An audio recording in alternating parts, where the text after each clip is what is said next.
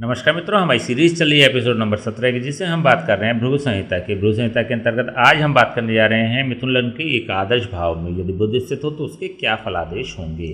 प्रथम भाव में 3 नंबर का मतलब होता है मिथुन लग्न, और मिथुन लग्न में बुध प्रथम भाव और चतुर्थ भाव इन दोनों भावों का स्वामी होता है।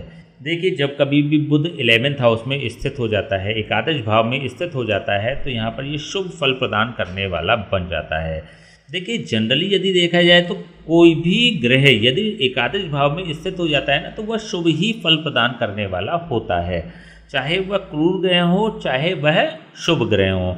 यदि हम क्रूर ग्रहों की भी बात करें या फिर हम पापी ग्रहों की भी बात करें, तो यहाँ भी एक सिद्धांत होता है कि एकादश भाव में स्थित कोई भी क्रूर अथवा पापी ग्रह अपने क्रूरत अथवा पापत्व को त्याग देने वाला होता है। तो यहाँ पर क्योंकि बुध एक शुभ ग्रहों की श्रेणी में आता है, हमने बात करी थी बुध, शुक्र, गुरु और चंद्रमा, ये चारों ही ग्रह शुभ ग्रहों की श्रेणी में आते हैं। तो जब कभी भी बुध भी 11th हाउस में स्थित हो जाता है तो व्यक्ति की इच्छाओं को पूरी करने वाला हो जाता है, व्यक्ति को लाभान्वित करने वाला हो जाता है। बुध की महादशा और अंतर्दशा व्यक्ति को लाभ पहुंचाने वाली बन जाती है। बुध की महादशा वर्ष होते हैं 17 साल। अपने 17 साल के प्रारंभिक समय में ही ये शुभ फल प्रदान करने वाला बन जाता है। देखिए, प्रारंभिक समय में क्यों? क्योंकि बुध एक शीर्षोदय ग्रह होता है। हमने बात करी थी कि चंद्रमा, बुध और शुक्र ये तीनों ही ग्रह शीर्षोदय ग्रहों की श्रेणी में आते हैं।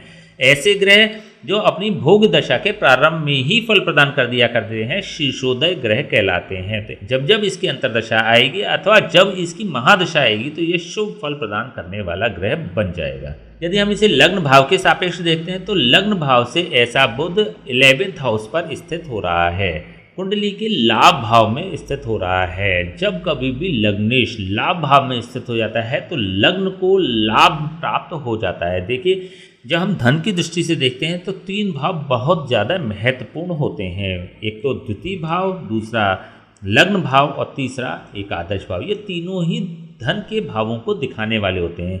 जब कभी भी द्वितीय भाव, लग्न भाव और एकादश भाव का आपस में संबंध बन जाता है तो ये धनी होने के योग बना देने वाला होता है, अथवा इनमें से 2 भावों का भी आपस में किसी प्रकार से संबंध बन जाता है। किसी प्रकार से संबंध का हमारा अभिप्राय है चतुर्वेद संबंधों से। हमने लघु पाराशर में इसके बारे में विस्तार से बात करी थी आपसे।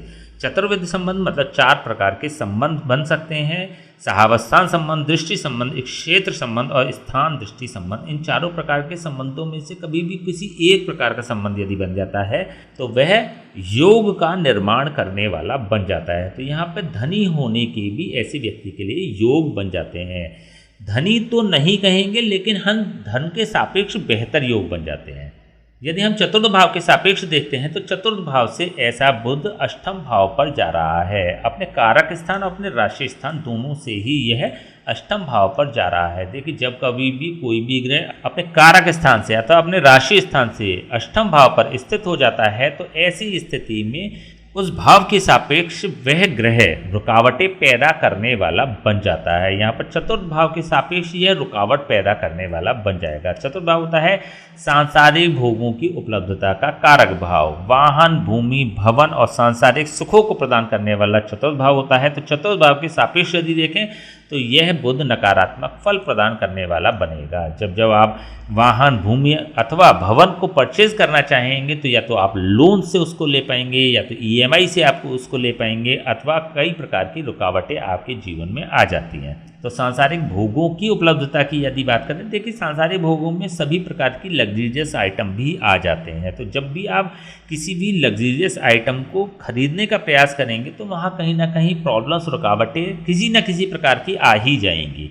तो इस परिप्रेक्ष्य में देखें तो यह बेहतर रिजल्ट प्रदान करने वाला नहीं बन रहा है। यदि हम इसके कारकत्व की दृष्टि से देखते हैं तो बुध होता है चतुर्थ भाव का कारक और दशम भाव का कारक। चतुर्थ भाव के सापेक्ष हमने बात कर ही ली। यदि हम दशम भाव के सापेक्ष देखते हैं तो दशम भाव से ऐसा बुध द्वितीय स्थान पर स्थित हो रहा है। ये एक शुभ योग बन जाता है। अपने कारक स्थान से अथवा अपने राशि स्थान से जब भी कोई ग्रह द्वितीय स्थान पर स्थित हो जाता है तो वह उस भाव के सापेक्ष बेहतर फल भी प्रदान करने वाला हो जाता है और उस भाव के सापेक्ष जो कंटेंट्स होते हैं उसको एनहेंस करने वाला ही बन जाता है। तो यहाँ पर यह बुध बेहतर रिजल्ट प्रदान करने वाला होगा। आपके कर्म क्षेत्र के सापेक्ष, आपके प्रोफेशन के सापेक्ष यह आपको उच्च सफलता प्रदान करने वाला बना देता है, आपके प्रोफेशन में सफलता प्रदान कराने वाला बना देता है।